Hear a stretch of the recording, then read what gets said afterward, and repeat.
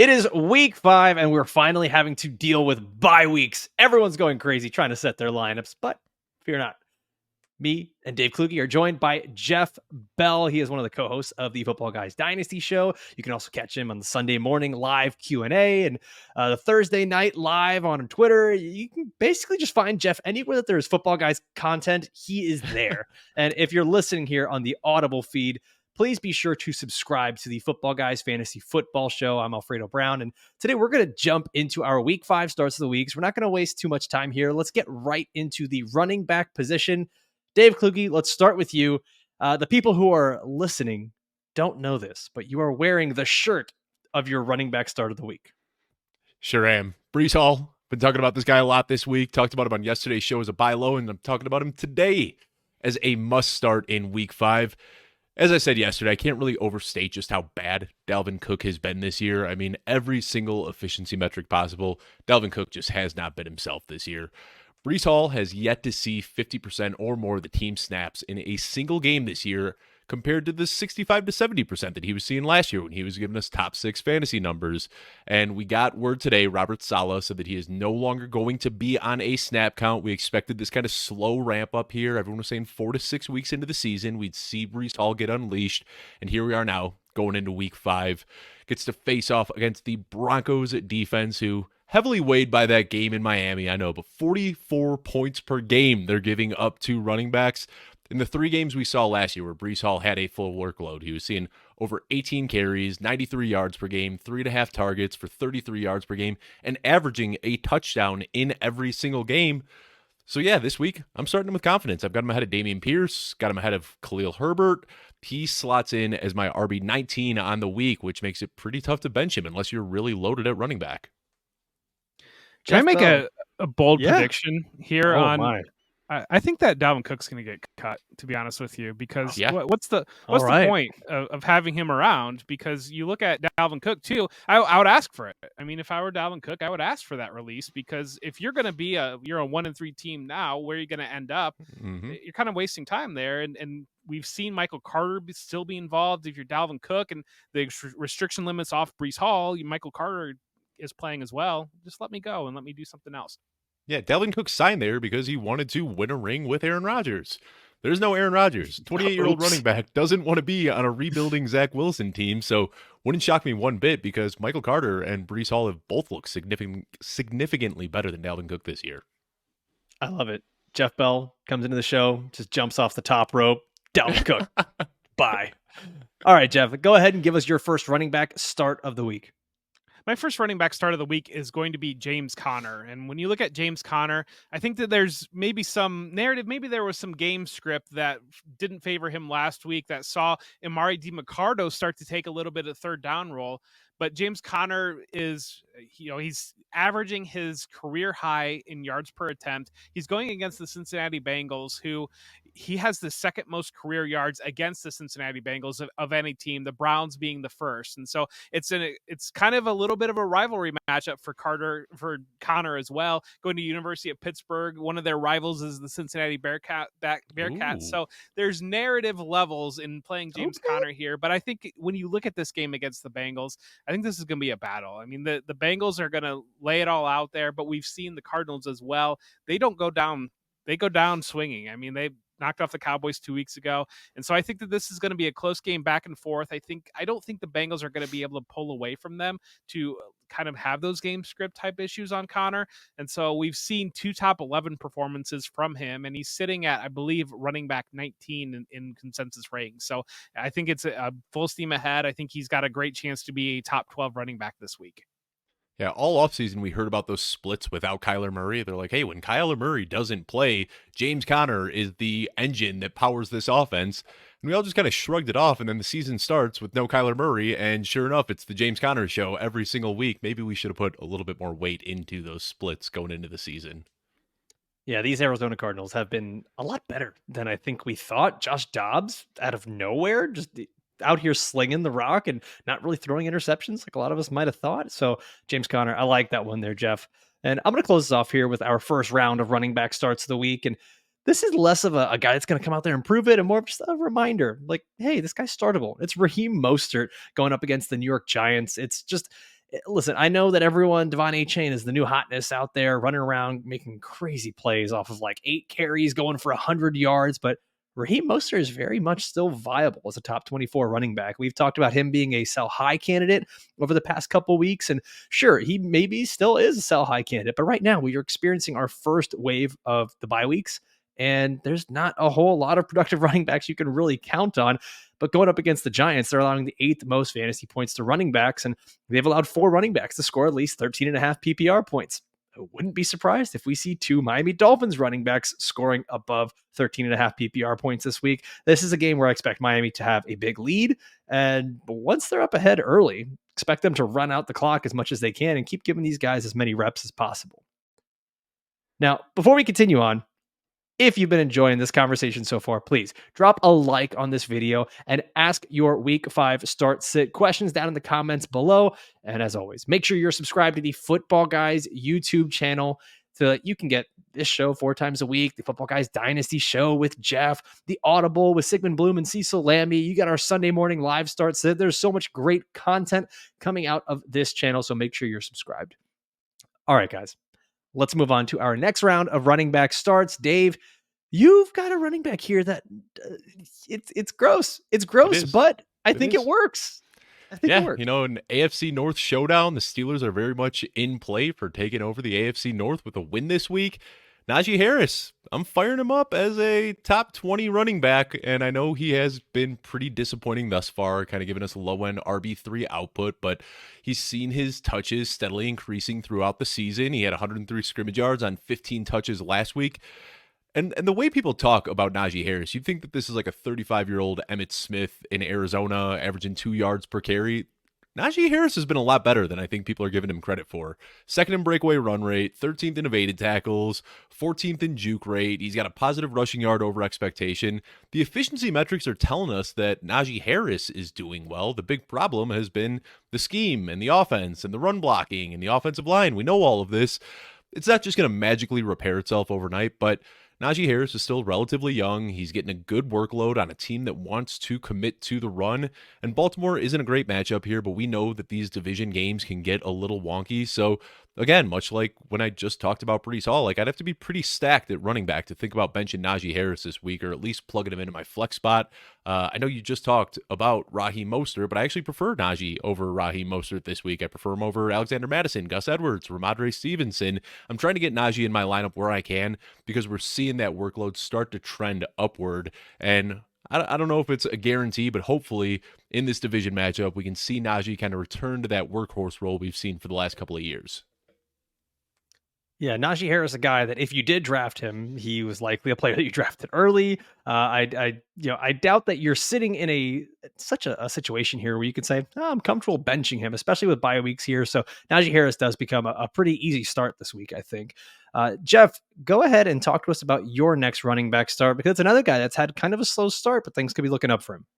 Yeah, I want to tell a little bit of a story. So if you flash back to last year, you look at rushing leader Josh Jacobs. Over the first 3 weeks, Josh Jacobs was kind of stuck in a little bit of a committee where they were trying to have Amir Abdullah or maybe even Brandon Bolden be that pass catching back in that backfield. And in week 4, they just said, hey, we got Josh Jacobs. Let's give him the rock. Let's let him go. I think Dameon Pierce is in a little bit of a similar situation where the first couple of weeks he was kind of stuck in a little bit of a committee with Devin Singletary, with Mike Boone getting some action. Then last week was really kind of that first indication of, hey, maybe this is just our guy and maybe we need to go that direction. He had 24 carries last week. He was kind of averaging about 14 before that. So he almost doubled where he was kind of landing the first 3 weeks. And so I think that pay attention to like when you see teams kind of shift trend usage, because I think that we see situations where teams say, this isn't working the way that we're doing this. Let's try it this other direction. And I think they got some signal out of that last week that Pierce is the type of player that as he gets more opportunity, you see that with these power running backs where they start to wear down a defense and they start to get in their groove as well. And I think Pierce is that type of back. If you're only giving him 12 carries, he's not able to get in that groove and he's not chipping away at that defense. We see how great that offense has been with CJ Stroud. And I think that Pierce is ready to take off now. Hey, I had Pierce as one of my buy low candidates in yesterday's show. I don't know if you checked that one out yet, Jeff, but completely with you. I mean, it seems like there's a change into the guard happening right now where they want to just say, hey, this is our guy.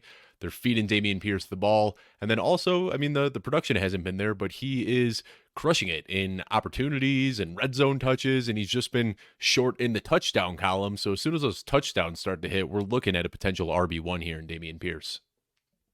Yeah, and this Atlanta Falcons defense that they're going up against has been a little bit better than I think people thought. So CJ Stroud may not have the same success he's had in these first few games.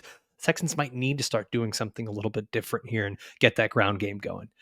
Now, I'm going to finish us off with the running back position, and this is probably not an obvious one. And if you were out there using your fab budget this week, he was likely one of the only players that you could get off waivers and feel good about it. I'm talking about Jaleel McLaughlin. This is an interesting one. Okay, I've got him finishing this week as a top 36 running back. So to me, he's a running back 3, kind of flex play with some really good upside. Dave, I put on the film for that Broncos-Bears game. Justin Fields sucks. I'm just kidding. I just wanted to see if I could ruffle your feathers here a little bit. But Jaleel McLaughlin, he looks so good in the limited touches that he had. He's like a human joystick. Slippery boy. Yeah, he was out there. It really is. It looks like kind of like the salmon when they're jumping out of the river and the bears are trying to catch him. And they, oh my gosh, that's perfect. They were going up against the Bears. I didn't even realize that. Jaleel, that's what he looked like out there on the field. And this is a guy, Sean Payton, we know, likes to play favorites. And this is a guy that Sean Payton has talked about a lot. He said he was extremely impressed with McLaughlin's work out there last Sunday and wants to give him more opportunity. You go back and look at a 16 snaps, he had 10 opportunities in week 4. That's a pretty good ratio of opportunities to times being on the field. Now he goes up against the New York Jets that are allowing the 11th most points to running backs. We just saw Isaiah Pacheco have himself a big game. Not to mention also 6th most targets to running backs and 8th most receiving yards to running backs. Jaleel McLaughlin is a guy that's going to be used in both the running game and receiving game. I wouldn't be surprised if the Broncos start to say, okay, we need to get a bit of a kick to our offense. This kid is out here making plays. You saw him catch a screen pass, take it to the house, and just kind of wriggle his way through 2 or 3 defenders. I wouldn't be surprised if Jaleel McLaughlin starts to become this guy that just develops a role and potentially even surpasses Samaje Perine even once Javonte Williams is back. So this is a guy that I think not only has value here in week 5, but going forward in the season. So let me just ask, because there is some word out there that Javonte Williams might not miss any time. They're saying that he might be back for week 5. I assume this take is pretty contingent on Javonte Williams missing, right? If they say Javonte Williams is active, are you still thinking about flexing Jaleel McLaughlin at all? No, I mean, if Javonte Williams is back, I think that this just becomes, it's more of a negative towards Javonte than it is a positive or anything for any of these other guys. I think that it becomes a 3-headed backfield. It becomes really messy. But in this instance, if we do have a 2-headed backfield with McLaughlin and Perine, I really like Jaleel McLaughlin going up this week. But yeah, if Javonte's back, I think you got to sort of pivot there. Yeah, well, I thought so. Just wanted to clarify for anybody listening here.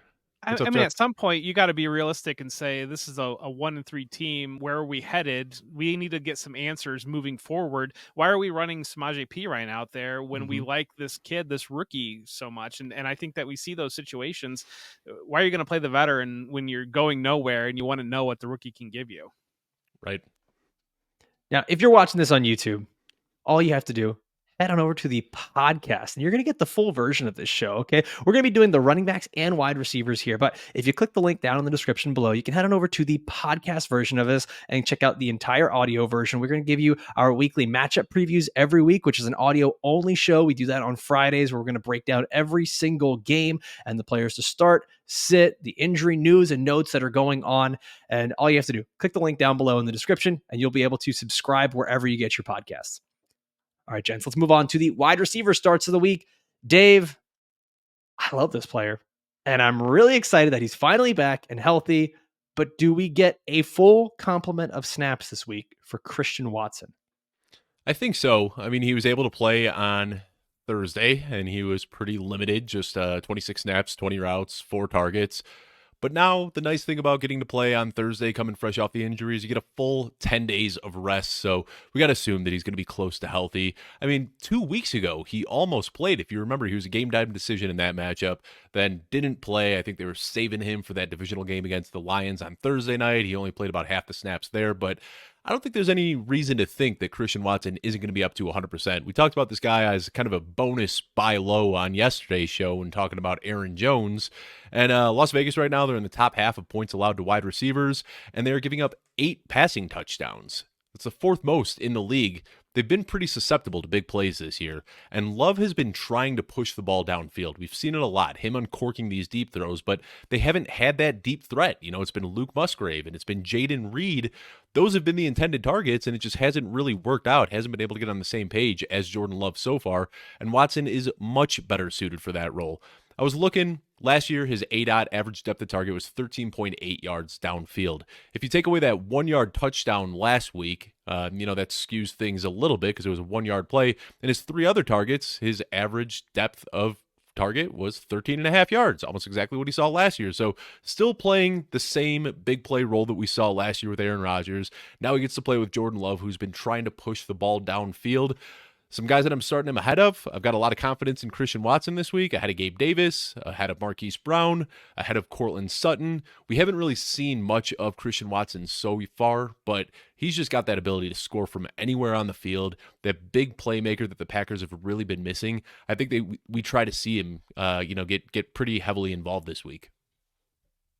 Now, this is interesting because I think Jeff Bell has something to say about this. I don't know if this is an indictment on your start of the week, or if it's just the two of you guys going all in on the Green Bay Packers, because Jeff Bell, your wide receiver start of the week, Romeo Doubs. And this didn't really have much to do with Dave's call, but we're here to make content, and that's a lot of fun. Romeo Doubs is an opportunity where, Watson missed that time. And in that time that he was gone, Jordan Love was able to develop the rapport with Romeo Doubs. This is something that was a camp drumbeat that continued through, that this had become essentially his go-to wide receiver. And the Packers have a long history of finding these late round wide receivers. I think like Donald Driver is like in my mind, or like Greg Jennings was a later pick. And we see these guys come up for the Packers all the time. You look over the past 2 weeks, the only players that have seen more targets over the past 2 weeks than Doubs are Devontae Adams and AJ Brown. And so he's getting that high level volume. And there's a lot of narrative with this game too. Dave didn't really touch on it, but playing the Raiders, you're playing against Devontae Adams in his first game back against the Packers. And so I think that the Packers were embarrassed on Thursday Night Football against the Lions. There's going to be extra levels of motivation involved in this game. And I think there's going to be extra levels of motivation in the receiver room, where I think that Watson can hit a couple big plays and pay off for you. And the Doubs can eat that volume and pay off for you as well. And I think that there's great opportunity for both of these players in this game. And I think that the Packers are going to be extra motivated. Yeah, I agree. I don't think that I like Romeo Doubs as well, and I'm a little bit higher on him than consensus this week.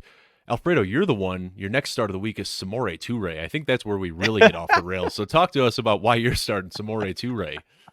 You know what? I was going to tease that there is a third Packer that we are going to talk about this week, but thanks, Dave. Spoilers. Not cool, man. No, but in all seriousness, Jeff, I think that both of these guys can eat. Like you said, I think Watson could be the big play guy. Doubs can kind of be that safety valve, the high target, low ADOT type of guy. I don't see any reason that both of these guys can't finish top 24 against a Las Vegas team that hasn't been too great against wide receivers this year.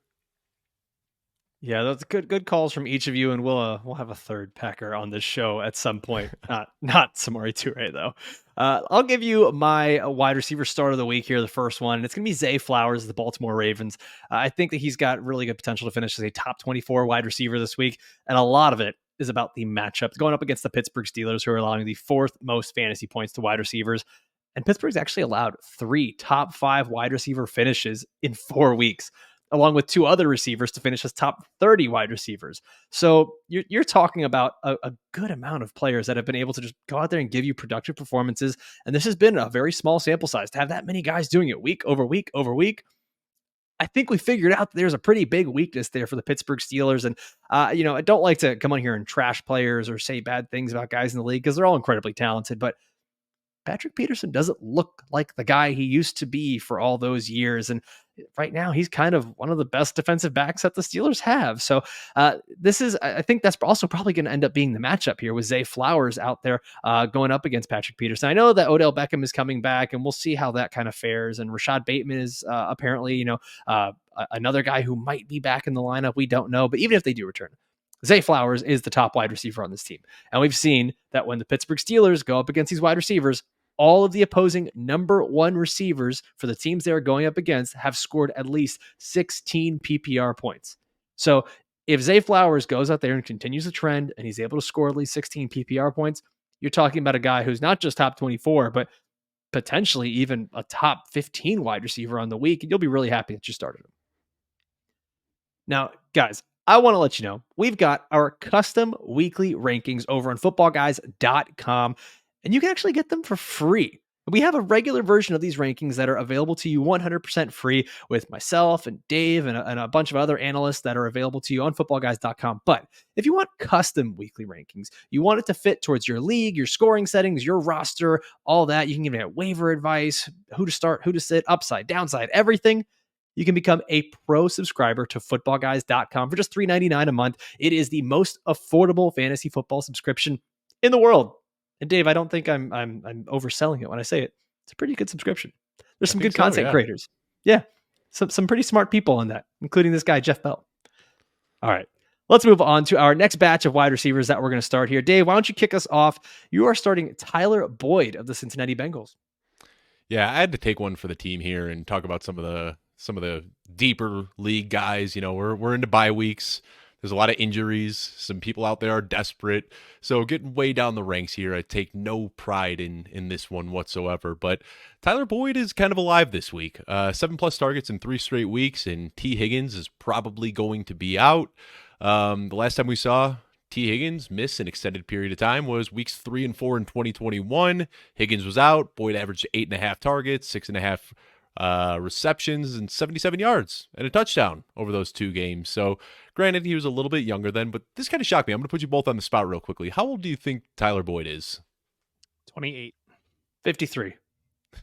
You know, I thought he was like 30, 31. I thought he was way over the age hill. Jeff, you nailed it. He's still only 28 years old. We have this kind of misconception that Tyler Boyd is this old, dusty receiver when he's still kind of in his athletic prime. You know, we can see guys at 28 years old still perform well. You know, we just got enamored by the shiny new toys in Jamar Chase and T. Higgins, but Tyler Boyd still has a lot left in the tank. So there's a lot of guys that I like more than Tyler Boyd. Let me tell you these guys first in case you've got them. Jerry Jeudy, Adam Thielen, Romeo Doubs, Jordan Addison, Michael Thomas, Tank Dell, DeAndre Hopkins, Cortland Sutton. If you've got any of those guys, you're not thinking about Dave, it's just one start of the week, okay? You can't have like 19 wide receiver starts of the week and then be, oh, I got it right. What I'm saying is, you know, there's a lot of people hurting right now with injuries and bye weeks. So there are some guys that I'm starting Boyd ahead of. Tutu Atwell, assuming Cooper Kupp is back. Jahan Dotson, Rashee Rice, Michael Wilson, you know, coming off a big 2-touchdown game. Jaden Reed, the wide receiver 3 now on the Packers. So, you know, getting deep into the weeds here. Talking about a guy that you're starting as a desperation flex or a wide receiver 3 in a deep league. But the opportunity could be there for Tyler Boyd in this matchup against Arizona, which should be a pretty high-scoring game. I'm curious here because, Dave, I mean, we kind of got where you're at on this, and we've talked about Joe Burrow a little bit before, but I want to talk to Jeff about this. I understand there's no T. Higgins this week and maybe not for a couple weeks. So Tyler Boyd is out there, and usually it's kind of a no-brainer. Okay, Tyler Boyd's in. This is a great offense. Start him. No questions asked. But where we're at with Joe Burrow, how uncomfortable are you with starting any other Bengal that's not named Jamar Chase?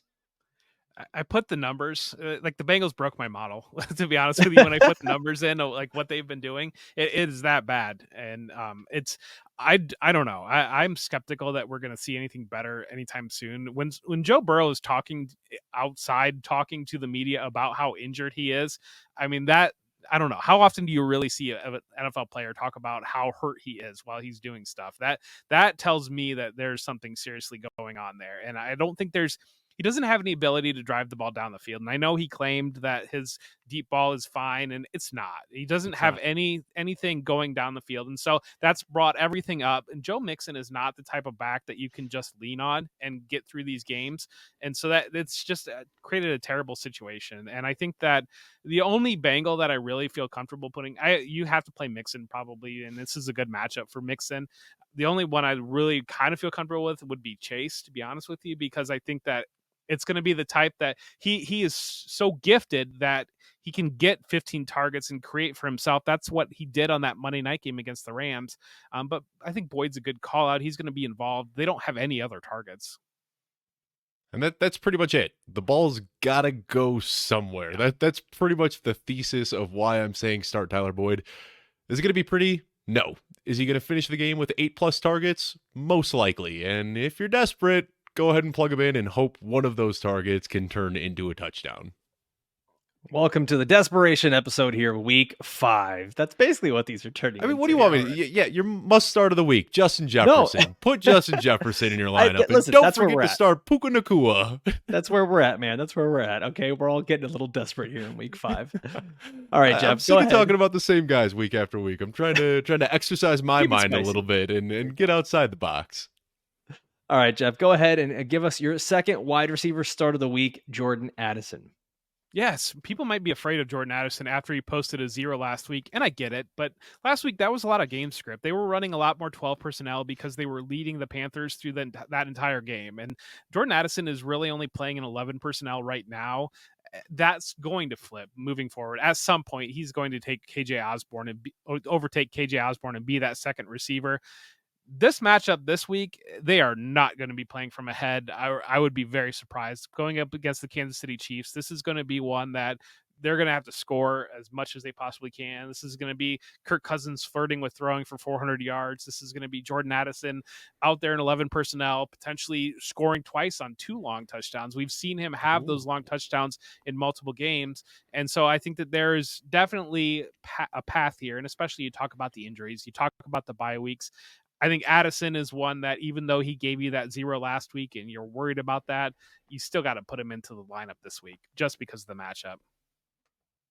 Yeah, I'm a big Jordan Addison fan, and he was my start of the week either last week or 2 weeks ago, and he's been one of those guys that's just constantly on the fringe of being a top 24 wide receiver. The usage continues to grow. It's just a matter of time for us to see that big breakout Jordan Addison week, and Jeff, you might be on the money. It might be this week going up against the Kansas City Chiefs. I'm going to close this out here with the wide receivers, and I'm going with Tutu Atwell of the Los Angeles Rams. And I haven't really touted Tutu as a must-start receiver this year, but at some point, I think you just have to drink the Kool-Aid when it's there in front of you, man. And I'm not saying that Tutu is going to be this guy that's going to go out there and break the slate or win the week for you, but I do see him as a top 30 wide receiver this week. Going up against Philly, this is going to be a game where Philly and Los Angeles, they run a ton of plays, and going up against this Philly secondary. Matthew Stafford, he's been able to throw the ball. He hasn't thrown many touchdowns, but he has been able, I believe he's number 3 or number 2 in passing yardage right now in the league. And this is a guy that I think he's kind of due for these touchdowns, especially going up against this Philly secondary. Let me read off to you what they've been doing lately. Philly's allowed the 6th most fantasy points to wide receivers, and they've allowed 6 touchdowns to wide receivers in 4 weeks. If there's a week where I think Tutu Atwell can score, Matthew Stafford can, fix that little touchdown ratio right now to interceptions, it could be this upcoming week going up against Philadelphia. They've also allowed 5 wide receivers to score at least 12 fantasy points over these first 4 weeks here. So Tutu Atwell, I know everyone, Dave, like you joked, everyone's starting Puka Nacua. I think people still have questions each week of, do I start Tutu Atwell? He's a guy that I see nearly every Sunday morning when we do our live start sit show.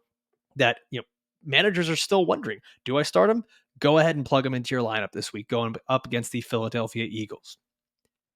Now, Dave, go for it. I see you. You're ready. Jump in. Well, I just want to ask, and I'm looking up some news right now just to see if I miss anything. I mean, video just came out. We're recording this on a Wednesday evening. 30 minutes ago, a video came out where Cooper Kupp looks fresh. I mean, he's running ladder drills. I heard Sean Payton said that, he's technically limited, but we're not really limiting him right now. He looks 100%. So assuming Cooper Kupp is back and 100%, well, as close to 100% as we'd expect him to be coming off this injury, and assuming Puka Nacua is still there, are we still looking at Tutu Atwell as the potential wide receiver 3? Are you still happy to start him as a flex, or is this only if we get word that Kupp isn't playing? Kind of like pushing back the same way I did on your Jaleel McLaughlin take. Just want to add some context to the listeners here. Yeah, no, thanks, man. Thanks. I'm glad you do this. It's a lot of fun. Total fun. Listen, if Cooper Kupp is active and he is out there starting, I think it gets harder to trust any of these guys, but I do think that, if you were considering starting Tutu Atwell, you probably have a little bit of a desperation play at wide receiver or at flex anyways. So he's a guy that's maybe still viable in certain leagues. I want to ask you guys then, how much do we trust Cooper Kupp being back out there in his first game? Is he a guy that you immediately just plug right back into the lineup? Because Sean McVay has talked about there's a difference between returning to gameplay and returning to performance. I'm curious. I don't I don't know what the reports are saying right now, Dave. Maybe you can help me out on that. Where are they leading right now with Cooper Kupp? Is it more likely that he's to play, or is this kind of we'll wait and see and figure it out on game day?